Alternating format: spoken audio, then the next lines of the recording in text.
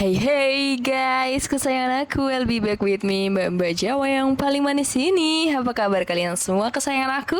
Baik kan? Semoga kabar kalian baik dan selalu sayang aku ya. Berharap boleh kali ya.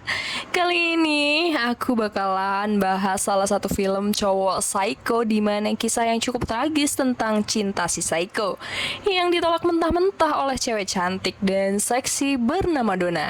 Kira-kira apa yang akan terjadi kepada cewek seksi si primadona? Kita langsung bahas aja alur ceritanya.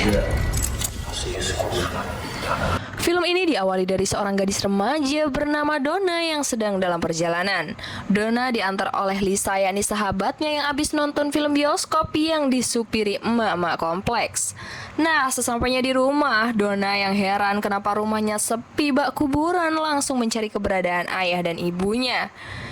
Diperlihatkan dalam season ini secara jelas ayahnya telah meninggoy. Donna yang kesandung tongkat kasti langsung menemui adiknya. Yah, tragis sekali Donna menemukan adiknya yang sudah tewas. Dan yang lebih tragisnya lagi, Donna harus melihat ibunya modar tepat di depan matanya. She belongs to me. I did it for us.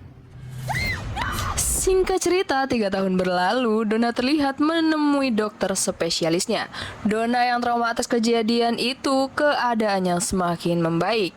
Di mana laki-laki psycho yang menyukai Donna telah membuatnya harus ketergantungan dengan pil-pil penenang. Si cowok psycho itu pernah mengatakan bahwa ia akan segera menemui Donna. I'll see you soon. Pasti kalian bertanya-tanya siapa laki-laki psycho itu kan? Ya, laki-laki itu adalah guru Donna di masa Donna masih di bangku SMA.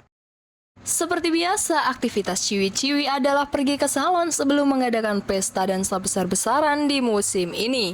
Ya, pastinya pesta dansa akan diadakan cukup meriah dengan berpasang-pasangan. Anyway, kedua wanita itu adalah sahabat Donna yang bernama Lisa dan Carrie. Saat tengah asik nyalon, tiba-tiba Donna dibayangi cowok psycho yang mengintainya. Singkat cerita, saat malam prom night tiba, Donna yang sudah siap-siap cus, tiba-tiba bibinya mengagetkannya dari belakang yang berniat memberikan syal milik ibunya.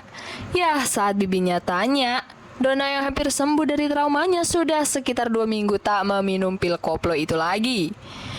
Bobby yang sudah datang untuk menjemput Donna langsung disambut dengan senyuman dan pesona seksi Donna. Seperti akan menikah saja, pamannya meminta Donna dan Bobby untuk pre-wedding. Ya, bak menyambut presiden, mereka menaiki mobil kelas atas.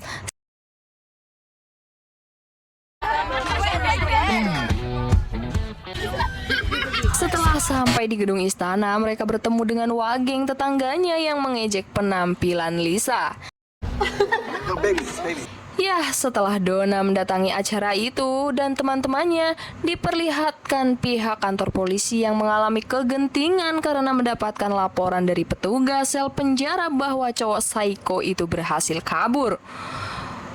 Win, seorang detektif yang menangani kasus Donna pada masa lalunya, langsung mendatangi rumah Jack, yaitu paman Donna. Setelah sepakat, detektif Win menuju gedung acara prom night dan detektif yakin bahwa cowok psycho telah datang untuk menemui Donna. Saat acara itu akan dimulai, cowok psycho mengubah identitasnya untuk bisa masuk ke dalam acara itu. Saat Donna dan sahabatnya menuju kamar untuk meletakkan barang-barangnya, si cowok psycho mengikuti dan terus mengintai Donna. Yah, cowok psycho yang haus dan kangen banget dengan main tusuk-tusukan pisau, seorang cleaning service hotel harus mati di tangannya.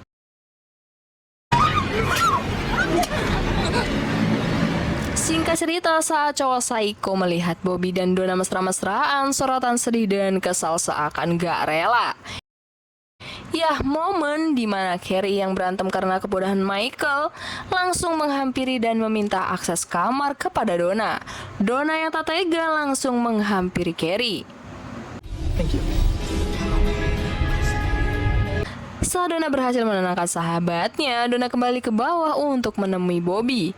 Tapi sayang sekali, si Saiko sudah mengintai Carrie untuk jadi santapan mulanya untuk bisa mendapatkan Donna. Saat tengah asik menikmati pesta, saat itu Michael menanyakan pacarnya, langsung menyusul Carrie. Alih-alih mau minta maaf kepada Carrie, kedatangan Michael malah mengganggu si cowok psycho yang sedang melihat foto-foto.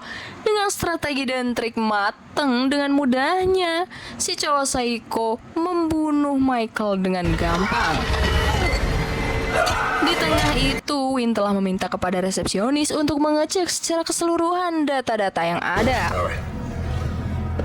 Lisa yang sempat melihat cowok psycho telah datang dan dirinya baru menyadari orang itu adalah orang yang ditemuinya saat di lift. Pacarnya yang mau mengeksekusi dirinya di malam kencan pertamanya langsung pergi begitu saja untuk mencari Donna. Si cowok psycho nggak mau keberadaannya diketahui Donna lagi dan lagi Lisa harus menjadi korban. Saat tiba-tiba ada pengumuman yang genting, Donna yang sadar teman-temannya dalam bahaya langsung pergi untuk menjemput mereka. Dengan rasa takut, Donna memeriksa ruangan kamar dan yang terjadi.